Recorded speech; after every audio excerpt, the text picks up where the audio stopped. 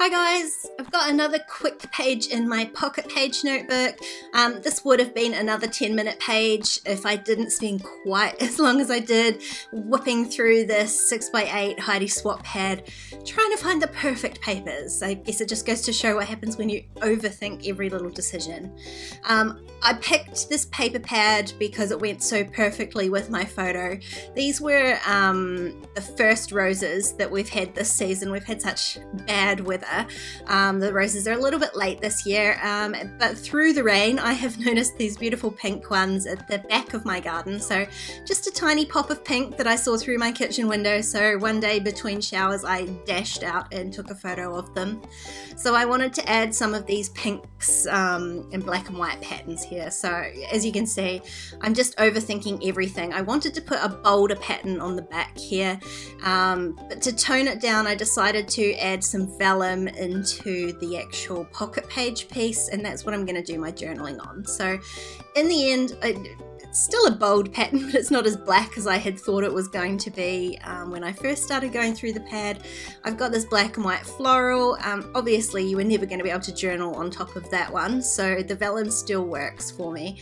I've just trimmed it down. I don't think this pad had the little tear strips on it, so I just trimmed it so that I cut off the hole at the top there.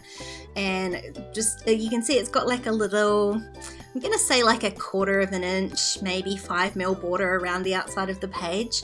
So these pocket page notebooks are a little bit taller than 8 inches. So these pads don't quite cover them, but I kind of like the look that it gives it. It's like a little frame, plus it makes it so much easier to glue onto the page, let me tell you.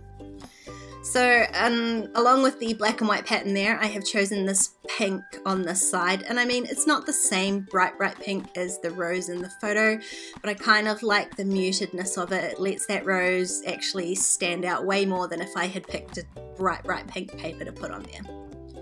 I was going to glue my photo down just directly onto the paper, but I decided to mount it on the vellum here and just trim out a little border.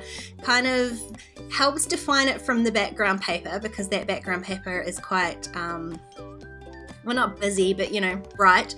But it also is going to tie in my journaling here, which I have just run through my typewriter. I don't have a fancy typewriter, it's just an old vintage one, so the typing is never neat and tidy, but I like the way that it looks. It's sort of muted against the background, which sort of hides the journaling a little bit too. So I really enjoy the way that this turned out, and I just need to add a title to it. And I was like reading through the journaling that I had written. As you can see, obviously it's a little bit more journaling than I would normally put. I'm gonna try being the optimal word here to write a bit more, I guess, rather than a lot of my pages are very photo heavy, and while that won't change, when I do have an actual story, I want to write that down rather than just a couple of lines. So I went through my journaling and picked out the word shine to use as a title and just stuck those down in these little, they're sort of puffy stickers, but not really alphas. I decided, of course, it was missing something, and that something was sequins. So I'm going to add some sequins into the pocket page. What you can't see off screen there is I just trimmed the top and bottom of my vellum piece, and I probably only needed to trim half the amount that I did, but I wanted to make sure that I left enough room at the top to close this pocket since I'm going to stick the sequins in. And I'm just tipping these in so that they're in front of the vellum, so there's not going to be any behind. The vellum will keep them in the front there. It just adds a little bit of sparkle, a little bit of shine, a little bit of colour to the right hand side. And then I'm just going to, I ended up stitching it with my sewing machine, and you can see here how badly I did with that. I snapped a needle, I went through the spine. Luckily this is the last page in this pocket page notebook, so I wasn't going to cry over a broken notebook, but yeah, stitching it with a sewing machine when it's this full was a little bit difficult, but I'm really pleased with the way that this page turned out in the end. I'd love to know what you think of it, so leave me a comment down below.